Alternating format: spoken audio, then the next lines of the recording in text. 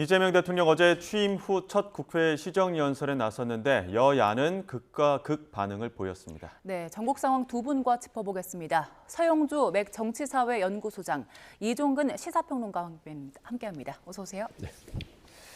자, 이재명 대통령 어제 17분간 시정연설하는 동안의 여야 모습을 영상으로 먼저 준비했습니다. 영상 먼저 보시죠.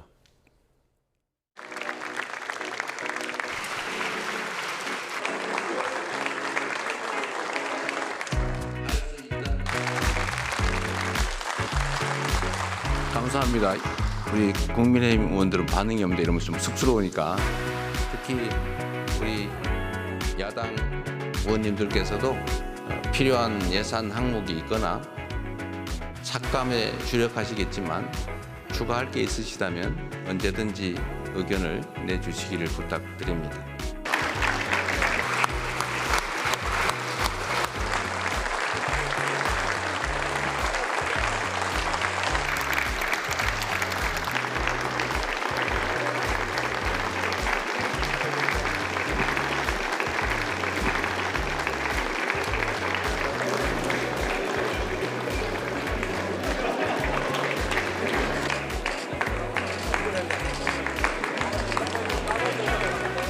제가 이제 의리가 있기 때문에 각별히 잘 부탁드립니다.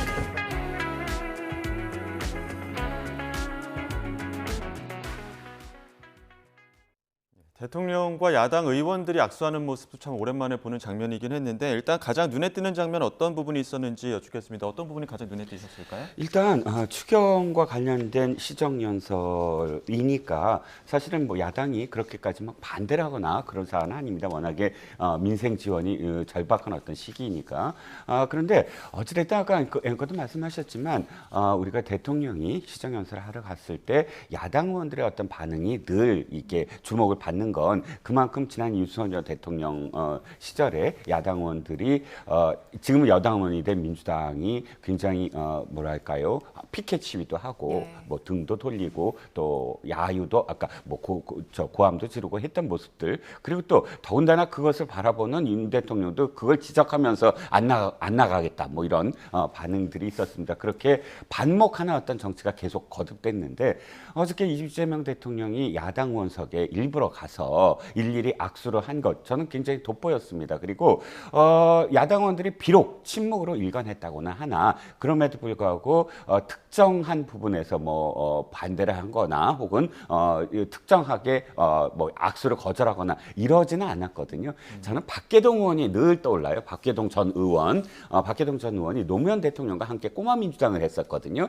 그런데 뭐 당이 서로 갈리고 그런 상황에서 노무현 대통령이 첫 번째 연설을 하러 갔을 때 아예 연설 도중에 뛰쳐나왔어요. 혼자. 그 박계동 의원이 그 장면을 늘 떠올리는데 너무 그러니까 그러니까 그 어떤 표현도 그건 상도이가 아니다. 예의가 아니다라고 저는 생각을 하거든요. 근데 이 야당 의원석에 가서 저렇게 악수를 스스로 한 대통령도 돋보였고 또 그것을 거절하지 않고 어찌됐든 악수를 받으면서 의사표시를 적절하게 예의를 갖추면서 했던 야당 의원도 저는 어쨌든 박수를 치고 싶습니다. 네. 서 소장님 어떻게 보셨습니까? 일단 이재명 대통령께서 기름기를 뺀 시정연설이었다. 어떤 기름기냐면 이념에 대한 기름기를 빼버렸습니다.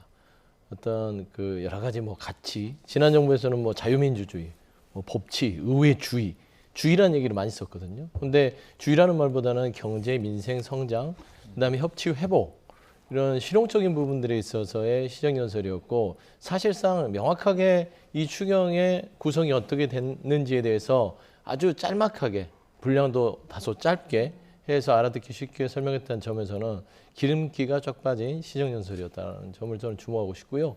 그다음에 이재명 대통령이 야당 쪽에 그러니까 뭐 삭감하려고 야당 그러시겠으나 혹시나 뭐 증액이라든지 필요한 예산들이 있으면 얘기해달라. 먼저 손을 내밀었던 부분에 있어서도 좀 인상적이었다. 그래서 저는 어제의 시정연설은 굉장히 뭐 여야 간에 물론 야당은 뭐 표정 관리를 해야 되니까 조금 굳은 표정이었을 거라고 생각하지만 흠잡을 데 없는 시정연설이 아니었나 싶습니다. 예, 분위기 관련해서 두 분의 평 들어봤는데 내용과 관련해서는 평론가님 어떻게 들으셨습니까? 일단 말씀하신 부분 굉장히 저는 동감을 합니다. 왜냐하면 이제 일단 대통령이 시정연설을 하러 가면 언제나 어떤 대통령이든 욕심이 많아요. 그래서 앞으로 국정을 어떻게 운영하고 해서 실제로 그 예산과 관련된 문제로 시정연설을 하러 갔는데도 불구하고 상당히 많은 부분, 정치, 경제, 사회, 뭐 안보 모든 부분을 총 망라해서 시정연설을 해왔거든요. 그러니까 굉장히 분량도 길고 또 좀 나열식이었습니다. 그런데 어저께 저도 사실 그 부분을 눈에 들어왔거든요. 그런 자신의 어떤 국정 철학을 설파하는 자리가 아니라 추경이 그만큼 이제 시급하니까 추경과 관련된 그런 부분들, 예산과 관련된 부분들을 축약해서 전달하려고 했다라는 점은 저도 상당히 높이 평가하고 싶습니다. 네, 혹시 내용 면에서 좀 주목했던 부분들이 있습니까? 일단 저는 뭐 이제 내수 회복을 위한 그 민생 회복 소비 쿠폰은 너무나 많이 알려졌고요. 저희가 주목했던 거는 그 민생 안정 5조 원 썼는데 113명의 장기 연체 소각, 그 다음에 고용 안전망 확대를 위해서 뭐 구직급여라든지 이런 제도적 실질적으로 지금 현재 그 고용 시장이라든지 뭐 이런 어떤 부채 때문에 어떤 폐업에 이르는 사람들을 직접적으로 구제하는 부분들이 또 눈에 띄었고요. 그 다음에 부동산 경기가 지금 죽어 있습니다. 그래서 부동산 PF에 대해서 5조 원 정도를 부양책으로 추경에 넣었다는 부분들. 이렇게 꼭 뭐 어떤 이 추경 자체가 소비 쿠폰만 우리 국민들이 알고 계시는데 SOC부터 시작해서 부동산, 그 다음에 소상공인, 자영업자의 어떤 구제책까지 다 들어갔다. 거기에 세입 경정까지 해서 부족한 세입 부족 부분까지 한 10조 원 정도를 담아 놓으면서 일단은 그 여유분을 통해서 야당도 나중에 어떤 예산에 있어서 본인들의 결정권을 존중해주는 전체적인 균형이 맞춰진 어떤 추경이 아니었나 그렇게 평가합니다. 두 분 모두 이제 어찌됐든 야당의 어떤 속내가 어찌됐든 이 도의적인 면에서는 대응이든 분위기는 좋았다는 평을 해주셨는데 야당 의원들이 어제 시정연설 뒤의 이야기들, 반응들이 어땠는지도 저희가 인터뷰 내용들로 준비를 했습니다. 야당의 반응 어땠는지 야당 의원들 이야기 들어보시죠. 말 따로 행동 따로가 된다면 그것은 결국은 거짓말이 될 가능성이 많지 않겠나 하는 우려가 있습니다. 말씀하신 내용을 실천으로 보여주시기를 바라고 특히 작은 차이를 포용한다는 말씀을 하셨는데 대화의 상대방인 극소수 야당인 우리 국민의힘의 목소리에 경청해 주시고 귀 기울여 주시기를 다시 한번 당부드립니다. 이재명 대통령의 태도에 대한 말들이 좀 있었습니다. 소수 야당의 협치의 대상이 아니라 좀 조롱한 거 아니냐라는 그런 몇몇 의원님들의 발언이 있으셨고요. 시정연설 과정에서 말씀하셨던 내용들, 애드립인 것 같은데 그런 부분들이 우리 당 의원들에게는 일종의 조금의 무시 또는 조롱 이렇게 받아들이신 의원님들이 꽤 계신 걸로 알고 있습니다. 그래서 박성훈 의원이 이야기했던 그 애드립 이 부분이 진짜 이재명 대통령이 연설을 도중에 이제 국민의힘 측의 반응이 없으니까 좀 쑥스럽다 이런 이야기를 했는데 그 부분을 좀 지적한 것 같더라고요. 그거는 이제 그 듣는 사람들의 문제라고 저는 봅니다. 그러면 말을 걸지 않으면 무시하는 거고 말을 걸면 조롱하는 거다. 그게 어떻게 맞습니까? 그러니까 좀 야당과 아이스 브레이킹 하는 거죠. 뭐가 분위기가 딱딱하고 이렇게 표정이 굳어 있으니까 좀 우리 야당 의원님들 삭감하실 건 알지만 그래도 또 필요한 거 있으면 하십시오. 이게 조롱이에요? 말을 거는 거잖아요. 그러니까 손을 먼저 내민 부분을 가지고 야당이 비판하는 입장에 있는 거는 인정하나 이렇게 사사건건 모든 것들을 곱지 않게 보는 것들도 스스로 좀 개선해야 될 부분이 아닌가 싶습니다. 네. 송원석 원내대표 같은 경우에는 이제 국민의힘 목소리도 좀 경청해 달라라는 얘기를 조금 전에 했는데 그 회의 중간에 종이에다가 내로남불이라고 써놓은 모습이 포착이 되기도 했더라고요. 네네. 어찌됐든 저는 야당 의원들 지금 반응을 보여주셨는데 야당 의원들의 반응도 이 정도면 좀 무난하지 않을까. 굉장히 지금까지 좀 공격적이었거든요. 기억하시겠지만 윤석열 대통령의 시정연설이나 혹은 어떤 기자회견 이후에 민주당의 논평은 정말 독설이었어요. 굉장히 날카로웠고. 근데 송원석 원내대표의 좀 차이를 포용한다는 말을 실천해달라. 좀 예전에 비해서 굉장히 저는 개인적으로 점잖은 반응이 아니었나. 또 박성훈 의원의 반응은 사실 좀 그렇습니다. 뭐 이렇게 그 받아들이는 쪽 말씀을 하셨는데 불쾌함이나 사실은 받아들이는 사람의 감정이지 말한 사람의 감정을 이야기하는 건 아니거든요. 그럼 받아들이는 사람이 불쾌하다고 한다면 뭐 불쾌한 어떤 정도가 있겠지요. 그런데 이재명 대통령이 저는 근데 그렇다고 해서 의도를 갖고 어떤 그런 뭐 조롱성 발언을 한 것 같지는 않아요. 왜냐하면 이재명 대통령이 사실은 이런 농담을 좀 즐깁니다. 그러니까 어떤 상황에서도 툭툭툭툭 하면서 좀 뭐랄까 상대방과의 어떤 그 관계를 조금 부드럽게 하려고 하는 농담이 어떤 때는 좀 불안불안할 때도 있긴 있는데 어저께 이 발언 뭐 저 반응이 없다라는 발언이 뭐 그렇다고 해서 그렇게까지 뭐 불쾌하게 받아들일 이유는 없을 것 같아요. 도리어 국민의힘은 더욱더 좀 더 분발해서 자신들이 국민들로부터 사랑을 받을 수 있는 길이 무언가에 대한 성찰부터 해야 된다고 생각을 하고요. 또 이재명 대통령은 저는 뭐 사실 굉장히 비판적인 입장을 늘 견지해왔고 지금도 그런 입장은 마찬가지이겠으나 가장 중요한 건 이런 것 같아요. 대통령은 하고 싶지 않은 걸 할 수 있는 용기가 있어야 돼요. 예를 들자면 야당원, 그러니까 윤석열 대통령과 비교를 했죠. 윤 대통령은 저 비판을 하고 등 돌리니까 안 가겠다. 이건 사실 용기가 없는 거거든요. 나를 반대하더라도 반대하는 그런 야당이나 반대하는 국민들한테 가서 설득하고 손을 내미는 그 용기가 대통령한테는 있어야 되는데 어쨌든 첫 번째지만 이재명 대통령이 그 용기를 보여줬다. 다가가서 어쨌든 일일이 악수를 하고 또 거기에 대해서 또 소통도 하고 비록 어깨를 툭툭 치긴 했지만 그런 어떤 자연스러운 소통도 하고 하는 것 이런 태도가 이 초심을 잃지 않고 계속 이어졌으면 좋겠다는 생각입니다. 말씀하신 그 권성동 네. 전 원내대표, 권성동 의원과의 모습은 어떻게 보셨어요? 아무래도 이제 인연이 있잖아요. 뭐 동문이기도 하고요. 뭐 동문이지만 또 선후배 관계이긴 하고 또 사법고시에 대한 준비도 같이 했었던 적이 있어서 인간적으로는 각별하겠죠. 근데 지금 이제 대통령과 대통령의 반대편에 있는 야당의 중진 의원이 돼서 만난 것이고 사실 뭐 그 김민석 총리 후보자에 대한 인선 문제를 두고 이제 이재명 대통령한테 어제 권성동 의원이 얘기를 했죠. 안 된다. 철회해라. 이렇게 얘기를 했다고 하는데 이재명 대통령이 알겠다가 아니라 알았다 한 거예요. 그런데 그 알았다의 행간 자체가 우리는 그래 당신 말을 존중할게 이게 아니라 그래 야당 입장 알겠어 하고 이제 가진 것 같다. 그래서 저는 전반적으로 이렇게 스킨십들을 야당 의원들과 어제 시정연설회에 보여준 것들은요. 예. 저는 굉장히 뭐 의미가 있다고 보고요. 지난 정부하고 반대로 하려는 모습들이 역력하다. 네, 윤석열 전 대통령이 했던 거 반대로 하면 성공할 수 있다는 것들이 입증되고 있어요. 제가 예를 들어서 타운홀 미팅을 광주에서 했었는데 밖에서 소리치니까 그분 들어오라고 그래라. 서서 있어도 된다. 예. 이게 윤석열 정부였으면 입을 틀어막고 끌어냈을 거 아닙니까? 그러니까 그걸 반대로 하는 부분들, 시정연설도 야당 의원들과의 스킨십을 더 긴밀하게 하는 것들이 결국에는 뭐 이게 의도적이든 아니든 좋은 모습 같다. 이런 예. 말씀드립니다. 그 여당 의원들과의 스킨십도 눈에 띄는 부분들이 있었는데 정청래, 박찬대 의원 그 악수 경쟁이 좀 있으니까 두 손을 이렇게 포개는 장면 그 부분도 좀 눈에 띄는데 어떻게 보셨습니까? 그렇죠. 이재명 대통령이 지난번 전대도 그렇고 이번 전대도 그렇고 자신이 적극적으로 개입하지 않겠다 중립을 표명하고 더군다나 이번에 조금 더 과열되고 있는 것 같아요. 점점 뭐 정청래 의원 지지자와 박찬대 의원 지지자가 서로 커뮤니티에서 상당히 높은 수준의 지금 사실 서로 비토를 하고 있는 상황입니다.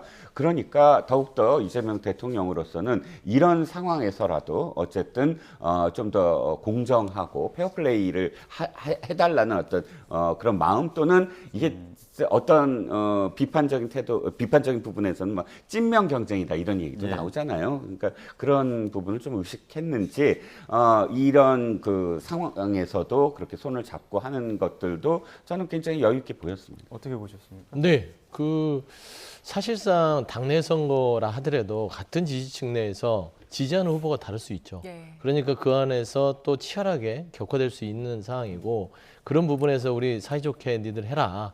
그러니까 누가 되더라도 좋다. 제가 늘 얘기했습니다. 누가 되더라도 일기 지도부는 이재명 정부의 성공을 위해서 일할 사람이기 때문에 좋습니다. 다만 이제 그 안에서 당원들이 지지하는 성향이 뭐 이렇게 갈라서 있는 건 맞죠. 근데 이제 최근에 처음에는 이렇게 좀 당원들끼리요 서로 비방, 혐오 뭐 이런 것들이 꽤 있었어요. 근데 그런 것들을 좀 잠재우려는 제스처가 아니었냐 싶고요. 이재명 대통령 또 얘기하지만 윤석열 전 정부와 반대로 하는 겁니다. 당무 개입, 정치 개입 안 하려고 하는 겁니다. 본인의 행정에만 의식한 집중하잖아요. 거죠. 그렇죠. 둘이서 알아서 하세요. 나는 중립. 이거거든요. 그래서 네. 저는 이런 모습들도 잠깐의 이 순간 포착이지만 의미가 있는 것 같다. 예. 어제 이렇게 그 시정연설 마치고 나서 점심 먹으러 그 대통령실 인근에 있는 대구탕집에 갔더라고요. 근데 경호도 좀 줄이고 해서 소수 인원만 갔는데 그 사장님도 깜짝 놀랐던 것 같아요. 그 모습 어떻게 보셨어요? 일단 굉장히 유명한 집입니다. 예. 그 용산 옆에 예. 대구탕집이 몇 군데 있고 그리고 굉장히 알려진 곳이긴 한데 요즘은 많이 줄은 것 같아요. 그러니까 자영업이 진짜 힘듭니다. 그 유명했던 그런 그 대구탕집들도 이제는 막 사람들이 안 가서 굉장히 고통스러워한다는 얘기를 들었거든요. 아마 그런 이야기를 대통령도 들으신 것 같아요. 그래서 일부러 찾아갔고 문재인 대통령이 후보 시절에 늘 이렇게 이야기했습니다. 내가 대통령이 되면 그냥 출퇴근하겠다. 뭐 종합청사를 그냥 걸어서 가겠다. 그래서 사람들과 늘 만나고 골목에서 사람들과 뭐 호프를 한잔 하겠다. 말씀하셨지만 불가능했어요. 지켜지지 않았거든요.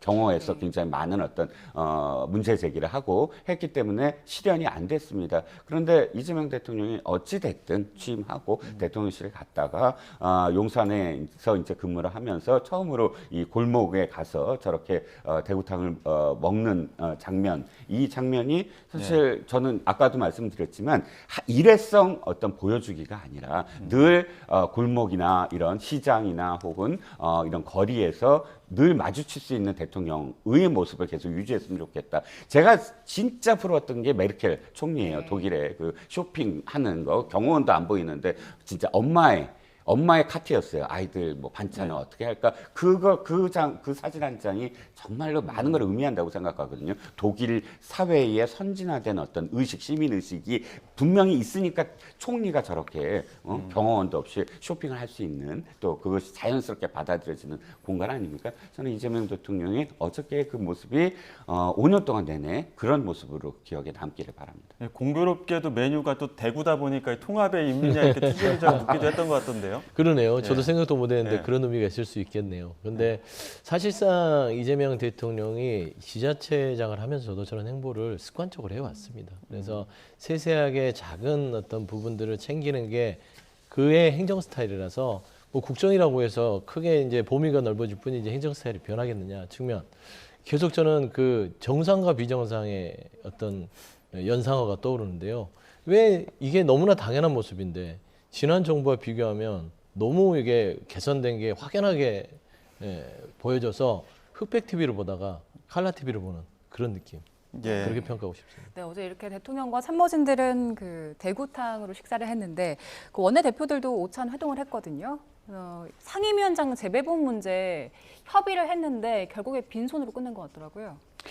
네, 제가 기억하기에 역대 정부 또는 역대 그 입법부가 새로 이제 바뀌었을 때 협의하는 어떤 과정이 지난합니다. 특히 이제 정부가 시작될 때 물론 이번에는 이제 상임위원장에 대한 문제지만 정부 부처를 완전히 또 개편을 하잖아요. 그 정부의 국정 철학에 맞게 이런 과정들이 사실 굉장히 지난하거든요. 뭐 어저께 서로 이렇게 결렬이 된 것 저도 아쉽습니다만 이제부터 사실 제대로 또 이 이재명 정부 또는 뭐 이재명 정부를 낳게 한 집권 여당이 협치를 늘 강조해 왔습니다. 윤석열 대통령 시절에 야당 시절에 대통령에 대해서 왜 소통을 안 하냐, 야당과 그리고 협치를 왜 안 하냐, 왜 손을 잡지 않느냐를 3년 동안 그렇게 애타게 요구를 했고 주장해 오지 않았습니까? 그러면 자신들이 이제 집권을 했다면 입장을 바꾸어서 지금 야당이 요구하는 것들이 자신이 야당 시절에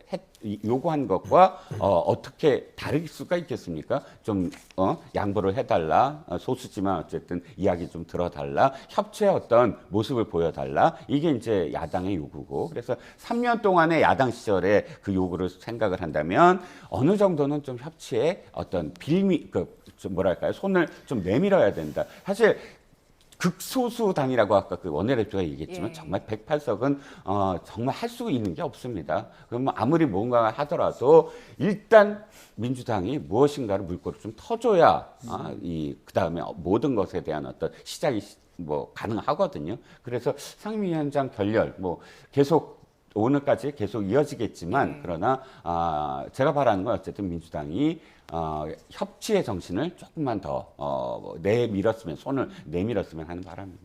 예, 오늘 아침도 좀 조율이 있었던 것 같은데 일단 국민의힘에서는 오늘 예결위원장은 처리를 하더라도 법사위원장 등은 조금 보류하자 이런 입장인 것 같더라고요. 네, 국민의 입장은 이해가 되나 일단은 22대 국회가 시작하면서 전반기 법사위원장 2년이죠. 전반기 2년, 후반기 2년 이렇게 나눠서 하는 부분들이 있어서 전반기 2년은 그대로 가는 것으로 예. 민주당 입장이기도 하고요. 예. 근데 국민의힘은 이제 새로운 정부가 들어섰으니까 새로 시작하는 거 아니냐. 예, 입장 차가 있을 수 있으나 사실상 저는 이 전반기의 1년 자체 남은 이 시간은 이재명 정부뿐만 아니라 대한민국에 있어서의 회복의 시간이기 때문에 저는 지금 민주당이 주도해서 여러 가지 필요한 입법이라든지 이런 부분들을 속도감 있게 가야 되기 때문에 저는 발목 잡기의 어떤 시간을 보낼 시간은 없다. 지금 대놓고 국민의힘은 법사해달라는 거 발목 잡겠습니다 이거예요. 왜냐하면 윤석열 식의 거부권이 사라진 지금 이 상황에서는 결국엔 국민의힘이 쓸 수 있는 거부권은 법사위를 통한 거부권밖에 없거든요. 그래서 저는 협상을 한다면 민주당이 법사위를 상원 개념에 대한 기능을 완전 폐지하고 법사위로서의 기능만 갖도록 하는 어떤 그 상임위의 개편을 통해서 그 뒤에 그러면 국민의힘에 주겠다. 이 정도까지는 할 수 있는데 국민의힘이 그런 상원 기능이 없어진 법사위를 받을까요? 그러지 않을 거라고 봅니다. 이병헌 늘 제가 그 민주당에 좀 상기를 바라는 게 있습니다. 민주당의 당사를 가면 김대중 대통령과 노무현 대통령의 그 사진에 걸려 있어요. 자, 이 법사위 문제는 김대중 대통령의 사실은 주장이었습니다. 어떤 주장? 그러니까 3당 합당이 되잖아요. 그럼 3당 합당이 되면서 거대 여당이 출범하고 자신은 이제 소수 야당이 된단 말이죠. 그때부터 사실 법사위원장이 2당이 돼야 된다. 그의 입장이 1당이 돼야 된다. 이유는 한 정당이 모든 것을 다 갖게 되면 그대로 다수결의 그런 그 횡포만 일어날 수밖에 없다. 민주주의는 다수결이 아니다. 소수의 의견도 들어가면서 수기해서 결과물을 내야 된다. 이게 김대중 대통령이었어요. 근데 제가 김대중 대통령을 높이 평가하는 건 그렇게 소수당일 때만 주장했던 게 아니라 자신이 DJP로 연합을 해서 16대 때 여당이 됩니다. 근데 그 약속을 지킨 거예요. 야당한테 법사위원장을 줘라. 저는 그게 굉장히 높은 어떤 그런 이 정신이라고 생각을 하거든요. 그게 시작이 돼서 16대 때부터 20대까지 1, 2당이 서로 법사위원장과 국회의장을 나눴어요. 이건 김대중 대통령의 정신을 그대로 이어받았다고 난 생각을 하거든요. 네. 그런데 그걸 깬 게 21대 국회 민주당입니다. 지금 민주당이 지난번에 다수당이 되면서 국회의장 당연히 갖고 갔고 법사위원장을 그러면 지금 소수당이 된 국민의힘이 요구하자 뭐라 그랬습니까? 정권을 견제해야 된다. 그래서 법사위원장을 가져간다. 그렇게 표현했습니다. 그렇다면 지금도 국민의힘이 주장하는 게 정권을 견제하는 기능이 법사위원장이 야당이 가져가야 된다는 민주당 의견을 그대로 얘기하는 겁니다. 뭐 다른 얘기 없어요. 아니 김대중 대통령 정신을 그렇게 숭배하고 추앙하면 국민의힘도 똑같이 김대중 대통령의 정신을 이어받았었으면 이런 사단이 나겠습니까? 그러니까 민주당의 대통령이니까 민주당의 그 김대중 대통령의 정신을 이어받아라? 그건 아니에요. 정치권은 공이 좋은 정치인들의 그런 신뢰를 바탕으로 한 정치의 관행들을 이어가야 되는데 예. 국민의힘이 깼죠. 그러니까 상대 이 협상이라는 것들이 관행이라는 것들이 서로 간의 신뢰의 원칙을 근간으로 합니다. 근데 윤석열 정부 들어서 어떻게 했어요? 거의 폭압에 가까운 상황에 이르렀던 것이고 결국 상임위의 협상 자체는 서로 간의 신뢰를 바탕으로 하는데 지금 국민의힘은 믿을 수 있는 상황이 아니다. 그리고 대놓고 발목 잡기를 하겠다고 있는 상황에서 이게 정치권에서 국민을 배제한 협상이 돼서는 안 된다. 국민의 민생이라든지 국정 운영에 차질이 생기면 이건 국민들한테 죄를 지는 거기 때문에 우리들 폼나라고 관행에 따라서 그 상임위를 넘겨주는 것들은 옳지 않을 것이다. 저는 그런. 예, 두 분 말씀만 들어도 이제 여야 원구성 협상이 쉽지 않은 걸 느낄 수가 있는데 조금 전에 속보가 들어와서요. 속보 하나 전해드리겠습니다. 광주와 대구 등 호남과 영남 대부분 지역에 폭염주의보가 내려졌다는 소식이 조금 전에 들어왔습니다. 기상청이 오늘 오전 10시에 남부지방에 폭염주의보를 발표했는데요. 남부에 폭염특보가 내려진 게 올해 처음입니다. 전국적으로는 지난 15일 경기 북부 6곳에 첫 폭염주의보가 내려진 이후 12일 만입니다. 폭염주의보는 한낮 체감온도가 33도를 웃도는 상태가 이틀 이상 계속되거나 더위로 인해서 큰 피해가 예상될 때 발령됩니다. 기상청은 강한 햇볕과 높은 습도로 특보 지역의 체감온도가 33도 안팎으로 오르겠고 또 주말과 다음 주에는 특보 지역이 더 늘어날 가능성이 있다고 밝혔습니다. 네, 이어서 추가된 속보 전해드리겠습니다. 영풍이 경영권 분쟁 중인 고려아연을 상대로 낸 신주 발행 무효 소송 1심에서 이겼다는 소식입니다. 서울중앙지방법원은 오늘 영풍이 고려아연을 상대로 낸 신주 발행 무효 소송 선고 기일에서 원고 승소로 판결했다는 소식인데요. 관련 내용이 추가로 들어오면 다시 한번 전해드리도록 하겠습니다. 예. 자, 저희는 대담 이어가도록 하겠습니다. 김민석 총리 후보자 관련해서 어제 시정연설에서도 많은 반발이 있었지만 여론조사를 보게 되면은 임명 반대보다 찬성이 좀 많은 것으로 나왔거든요. 이런 여론의 흐름에 대해서는 어떻게 좀 보십니까? 일단 그 여론조사의 결과가 뭐 원사이드하지는 않아요. 네. 그 폭이 그렇게 크게 찬성이 많고 뭐 반대가 적다 이런 정도는 아닌 것으로 보이고요. 두 번째는 뭐냐면 그렇다고 해서 김민석 후보자나 혹은 민주당이 이 지금 여론조사를 너무 자신들의 어떤 그런 그 시각으로만 해석하지 않기를 바랍니다. 저는 이 잘했다의 45%가 순수하게 김민석 후보자가 아무런 의혹도 없고 또는 예. 굉장히 기대를 걸다라는 의미보다는 일단은 많이 흠도 있고 또 많은 의혹도 있는데 현 정부가 출범하기 시작한 거고 그러다 보니까 첫 총리이고 그런 어떤 상황에서는 일단은 김민석 후보에게 총리를 한번 맡겨보는 게 어떠냐라는 의견도 많이 포함이 된 것 같아요. 현재에 있어서 이재명 대통령의 어떤 국정 운영이라든지 뭐 이런 것들이 크게 하자가 있거나 혹은 국민들이 바라봤을 때 문제가 있다라고 받아들이지 않는 상황이 겹쳐서 김민석 후보자의 잘했다가 45% 나온 게 아닌가라고 생각을 합니다. 이 여론조사 결과 보면 결국에 이제 뭐 정부 여당 부담은 좀 줄어들 것 같아요. 네, 부담도 줄어들고 이게 바로 국민의 시선입니다. 그러니까 제가 말씀드렸잖아요. 김민석 총리 후보자에 대해서 아무리 꼬투리 잡기식의 어떤 뭐 검증을 한다는 명목하에 흔들더라도 이게 국민적 여론이 공분으로 안 쌓이면 이거는 그냥 국민힘 내부에서의 그냥 공연불에 그치는 겁니다. 이게 이제 여론조사로 나오는 것이고 참 국민의힘 정치 못한다라고 생각이 드는 게 내줄 건 내주고 받아올 건 받아와야 됩니다. 그게 정치거든요. 그래서 저는 개인적으로는 역시 여전히 정치를 못했던 윤석열을 안고 있는 친윤들이 지도부를 구성하고 있기 때문에 정치력이 떨어진 게 아닌가 싶은데 사실 지난 한덕수 총리, 그러니까 윤석열 정부의 초대 총리의 인선과 관련해서 돌이켜보면 이렇게 발목을 잡을 이유가 없어요. 그 당시는 한덕수 총리가요, 잘못된 인선의 여론조사가 훨씬 높았습니다. 그럼에도 불구하고 민주당이 야당일 때 물론 청문회가 파행으로 이어지긴 했으나 표결에 있어서 민주당이 동의를 안 해주면 통과가 안 됐거든요. 그런데 민주당은 당시에 당론으로 찬성을 해서 한덕수 총리를 임명을 해줍니다. 이유는 한 가지였어요. 물론 정치적 부담도 있었겠으나 국정 발목 잡기는 국민들의 민생을 발목 잡는 것과 똑같다라는 것이 민주당의 입장이었습니다. 이게 정치를 잘하는 거거든요. 그런데 지금 국민의힘은 무조건 초대 총리는 안 된다.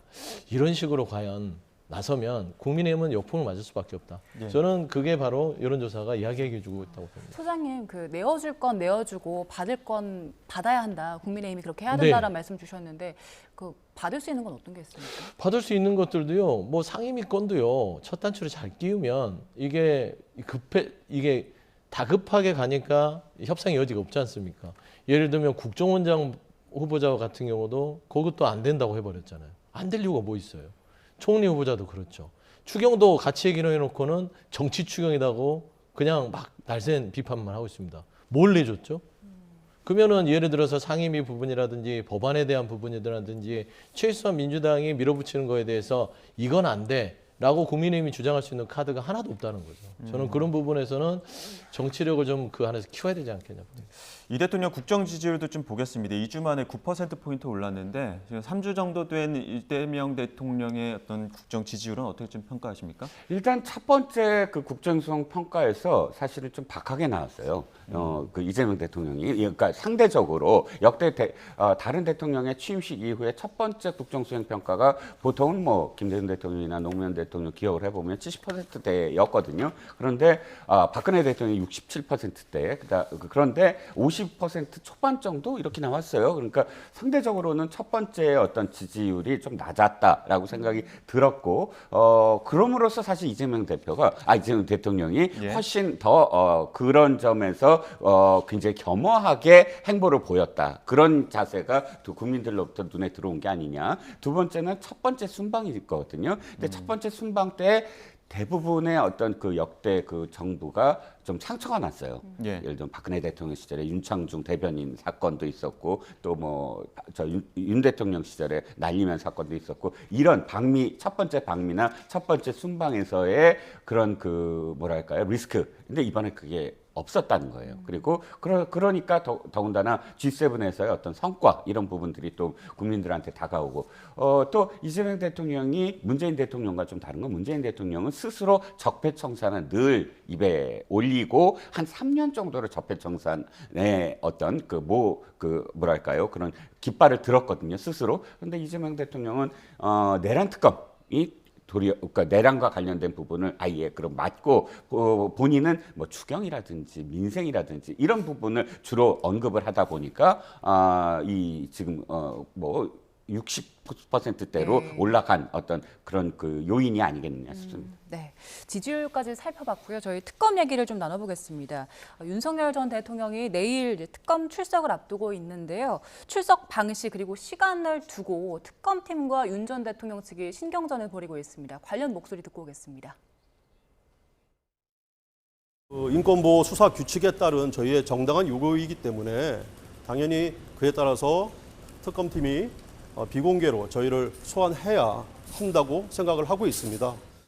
하지만 특검팀은 불가 입장을 분명히 했습니다. 전두환, 노무현, 이명박, 박근혜 전 대통령 모두 그런 특혜를 받은 적 없다는 겁니다. 포털라인에 세우는 걸 항상 기본으로 삼아왔던 수사 기법을 썼던 사람이 자기에 대해서는 하지 말라라는 것은 매우 모순적인 태도인 것이죠. 휴가를 내고 와야 되는 직장인 같은 경우에는 한두 시간 가지고도 부탁을 할 수는 있습니다. 근데 그 말도 사실 무서워서 못해요. 일반 국민들은. 그런데 이렇게 뭐 9시에 오라는 걸 10시에 가겠다. 이 고집 왜 피우는지 저는 이해가 안 갑니다. 혹시 이거 날 받은 거 아닐까? 또 9시는 불리하고 10시는 괜찮다. 날 받은 거 아닐까라는 생각이 들 정도로 이해가 안 가는 거예요. 그 조금 전 본 화면처럼 윤 전 대통령 네. 매주 이제 그 재판받기 위해서 공개 속상의 모습을 드러내고는 있잖아요. 그렇습니다. 윤 전 대통령 측이 지금 특검 쪽에 요구한 게 심야 조사도 받겠다. 그리고 진술 거부권도 행사하지 않겠다고 했는데 비공개 출석만 하게 해달라는 거예요. 왜 이게 이렇게 뭐 중요할까요? 특검과의 기싸움인 것 같아요. 근데 참 그 구차하다. 1시간 차이를 가지고 그것도 먼 곳도 아니고 바로 집 앞이잖아요. 서울 서초동이니까. 예. 그리고 10시라는 것들이 왜 중요하죠? 시간도 그렇고요. 그리고 당당하게 수사받는 게 당당하게 지하로 들어가서 비공개로 받습니까? 당당하지 않잖아요. 말과 행동이 다른 그러니까 그 비루한 모습들을 계속해서 보이는데 이제는 이게 어떤 그 법률적 대응이 아니라 비루함이 그냥 습관인 것 같아요. 그리고 그게 인격인 것 같습니다. 비루한 인격을 가졌기 때문에 저는 이런 대응하는 것 같은데 저는 사실상 윤석열 전 대통령이 좋을 게 하나도 없다. 특검의 조사에 당당하고 아주 자연스럽게 원하는 대로 임해야만 특검이 그나마 반성과 여러 가지 태도를 보고 판단할 것인데 이런 식의 태도를 보인다면 저는 조사 중에도 뭐 긴급 체포 내지 영장 청구도 가능할 거라고 봅니다. 저는 네. 그런 부분들에 있어서 지금 특검과의 기싸움 같으나 필요 없는 부분이고요. 덧붙이자면 저는 개인적으로 내란죄를 저지른 대통령에 대해서는요. 경호원 지금 40명 붙어 있거든요. 없애야 된다. 저는 그런 생각이라서 경호원이 있으니까 아직도 본인이 대통령인 줄 아나 봅니다. 예. 그거는 철저하게 현실 감각이 없다. 그렇게 비판할 수밖에 없습니다. 저희가 앞서 고검 연결했을 때 취재 기자의 이야기에 따르면 일단은 출석은 하겠다 이렇게 네. 좀 윤 전 대통령 측도 밝힌 거 아닙니까? 네네. 어떤 방식으로 출석을 할까요? 일단 출석을 하겠다는 건 체포영장과 관련돼서 의견서를 내면서 적극적으로 소환에 응하겠다라는 입장을 지금 법원에 내서 그것이 받아들여졌거든요. 그래서 체포영장이 기각됐습니다. 예. 그러다 보니까 그 약속은 지켜야만 하고 그 약속을 지키는 선에서 상당히 좀 유의미한 그런 태도 변화가 있다고 생각을 합니다. 제가 알기에는 윤 대통령이 어떠한 검찰의 소환이라든지 뭐 그 수사기관들의 소환이나 혹은 조사에서 늘 진술거부권을 행사했던 걸로 기억을 하거든요. 근데 진술거부권을 행사하지 않겠다라고 한 건 적극적으로 임하겠다라는 거잖아요. 전체를 봤을 때 가장 눈에 들어오는 건 이야기하겠다라는 겁니다. 자신의 어떤 상황들을. 그렇다면 뭐 시간이 소소합니다. 저도 뭐 시간 뭐 1시간 늦춘다고 크게 뭐 달라질 건가라는 생각이 드는데 거꾸로 진술거부권을 행사하지 않겠다는 태도를 보였다면 어느 정도는 또 특검이 그런 부분들을 조율을 좀 해주는 게 어떠냐라는 생각이 들고요. 근데 오늘 현재까지 뭐 들어온 이야기는 어찌됐든 그 법원에 낸 것, 그러니까 내가 응하겠다, 적극적으로 응하겠다라는 그 취지에 맞춰서 이 조율이 어떻게 되든 간에 출석하겠다, 그리고 또 출석하면서 뭐랄까 그런 어떤 지하라든지 또는 그 포토라인이라든지 이런 부분들의 또 조건을 지금 굳이 닫지 않은 거 보면 역대 대통령과 똑같이 어쨌든 당당하게 임하지 않을까. 지금의 상황에서는 진술거부권이 가장 큰 어떤 벽이었는데 그게 하나가 넘어가니까 나머지들은 다 소소해 보입니다. 특검에서 일단 그 시간 자체는 받아들였는데 네네. 비공개 출석하는 부분은 아직 조율이 안 됐잖아요. 그 방식은 그럼 내일 현장에서 조율이 될까요? 그런데 또 그 직전까지 이렇게 얘기했어요. 일단은 지하에 가서 그 협의하겠다. 그건 안 받아들이겠다는 거잖아요. 포토라인을 지하에서 그냥 올라가겠다. 지하는 가겠다. 그 시간에. 근데 지금은 그런 조건은 일단 하지 않겠다. 뭐 일단 가겠다. 해서 약간씩 좀 뉘앙스가 달라지고 있어요. 저는 궁극적으로는 뭐 지하를 고집하지는 않을 것 같아요. 그러니까 입장이 점점 변화하는 게 보이거든요. 물론 그대로 받겠다 이건 얘기가 안 나왔습니다만 그 방향으로 가고 있지 않는가. 조금씩 그러니까 그 어떤 입장의 변화가 보이는 것으로 저는 판단합니다. 그런 어떤 세부 조율이 하게 돼서 이제 출석을 하고 또 조사를 받게 된다면 좀 어떤 부분 중점적으로 보게 될까요? 일단 뭐 지금 윤석열 전 대통령은 내란이 사태에서 내란 우두머리입니다. 근데 유일하게 검찰 조사를 한 번도 받지 않았죠. 묵비권뿐만 아니라 출석도 안 했으니까요. 그러니까 사실관계 확인 차원에서는 어마어마한 분량들의 얘기들이 있겠죠. 뭐 방첩, 정보사, 그다음에 노상원의 수첩, 그 김용현, 포고령 부분들 너무 방대하잖아요. 거기에 비합헌 문제 한두 가지가 아닙니다. 이런 부분에 있어서 본인이 내란 우두머리였기 때문에, 내란 수괴였기 때문에 본인이 그걸 하나하나 다 특검을 통해서 확인 작업을 해야 되는 부분이고, 저는 사실 지하 출석 요구 지하 주차장으로 가는 거예요. 그게 엎드려 또 나온다고 하잖아요. 이게 계속해서 지금 특검의 상황을 보는 것 같아요. 예를 들어 특검이요, 이걸 지하 주차장 안 해주고 비공개 안 하면 안 간다 하는 순간 바로 체포영장을 발부할 겁니다. 왜냐하면 그 사유가 되기 때문에 체포돼 가느니 그러면 지하 주차장 아니어도 내일 출석할게 해놓는 거거든요. 그런데 윤석열 전 대통령은 내밀 카드가 없어요. 그러니까 저는 이런 어줍잖은 걸 가지고 기싸움을 하지 말고 당당하게 나가서 수사를 받고, 본인은 떳떳하다며요. 그래서 자기가 뭐 계몽령이라고 생각하면 계몽령으로 주장하는 게 맞지 않겠냐 싶습니다. 그리고 김건희 여사 16일에 입원을 했었는데 오늘 퇴원한다는 보도가 있더라고요. 이제 민중기 특검도 곧 수사에 나설 텐데 어떤 식으로 시작을 할까요? 일단 이것도 분량이 대단합니다. 16건이고 또 더군다나 이 특검이 파생될 수 있는, 또 별건은 아니지만 이 16건이 여러 가지로 파생될 수 있는 게 굉장히 많아요. 그러다 보니까 역시 이제 뭐 소환에 응하겠다고 이제 입장을 밝혔는데 상당히 많은 부분을 지금 질문할 수밖에 없거든요. 16건 뭐 말씀 또 다시 드립니다만, 그 중에서도 지금까지 쌓아왔던 것도 도이치모터스, 양봉고속도로 이런 부분들은 어느 정도는 뭐 또 그 조사나 수사가 되어 있는 부분들이 있는데, 새롭게 시작하는 부분들, 명태균 씨 녹취록 부분, 그래서 실제로 국민의힘이 자신들의 어떤 전당대회를 통한 어떤 선거에서 이렇게 불법적인 어떤 여론조사를 실시를 하면서 특정인의 공천에 대해서 김건희 여사가 어떻게 개입이 됐거나 이런 부분들은 사실 한 번도 수사를 제대로 하지 않았습니다. 저는 그 부분이 가장 중점적으로 사실 수사가 들어가야 될 부분이라고 생각을 해요. 그래서 모든 특검은 다 결과를 내야 되잖아요. 네. 결과를 꼭 내야만 합니다. 특별한 어떤 예산을 부여받아서 특별히 지금 기간을 할당을 받았으니까. 그렇다면 김건희 특검은 당연히 국민의힘을 정조준하고 있다. 국민의힘의 여러 전당대회, 여러 당내 선거에 김건희 여사가 어떻게 명태균 씨와를 통해서 어떻게 연루가 되고 있고 또 이게 김건희 씨가 개입이 되지 않더라도 파생된 수사. 그러니까 이걸 수사하다 보면 김건희 씨의 연루 여부와 떠나서 당내에서 상당히 많은 어떤 불법적인 어떤 여론조사가 갖고 있는 어떤 뭐 불법적 그런 그 선거 행위 이런 것들도 파생된 어떤 수사가 있을 수 있으므로 상당히 국민의힘이 이번 그 특검들의 특히나 이 김건희 여사의 명태균 관련 그 특검에 지금 아마도 시선을 집중할 수밖에 없는 이유인 것 같습니다. 예, 애초에는 김건희 여사 측이 이제 비공개 요구했다라고 알려지긴 했었지만 그런 거 아니다. 공개적으로라도 이따 나가겠다 이렇게 얘기를 했거든요. 어떤 좀 모습이 연출이 네, 됐을까요? 김건희 씨 같은 경우는 이게 도저히 법적 대응에 답이 안 나올 겁니다. 16개 형입니다. 예. 플러스 알파죠. 예. 인지사건에 대한 건데 지금 나오는 것들도 여러 가지가 있으니까요. 그럼 변호사들이요. 이 16건을 다 못합니다. 그럼 최소 16건에서 최대 20건에 대한 혐의가 있다고 봤을 땐 변호사 인력만 하더라도 지난 내란 특검 이상의 변호인이 필요할 수도 있습니다. 저는 그런 대응들을 하기에도 벅찰 것인데 이거를 지금 공개네 비공개로 가기는 쉽지 않을 것 같고요. 가장 큰 것들은 김건희 특검은요. 그냥 김건희 특검이 아니라 김건희 플러스 윤석열 정부의 검찰 특검이 될 겁니다. 도이치모터 주가 조작 사건에 대해서 4년간 최소 3년 이상을 왜 윤석열 정부에서 수사하지 않고 뭉갰느냐. 그리고 16건의 사건들이 이렇게 혐의가 있음에도 불구하고 윤석열 정부의 검찰은 수사를 아예 시작도 안 했습니다. 내란 특검은 검찰이 수사를 했죠. 일정 부분. 그래서 진행이 되는 거지만 김건희 특검은 다 새로 하는 겁니다. 네. 손을 안 댔으니까요. 그런 의미에서는 저는 김건희와 윤석열 정부의 검찰까지 포함된 김검 특검이 될 것이다. 라고 보는 것이고 처음 첫 타로 시작되는 것들은 도이치모터 주가 조작은 이미 기소가 될 만한 스모킹 건이 나왔고요.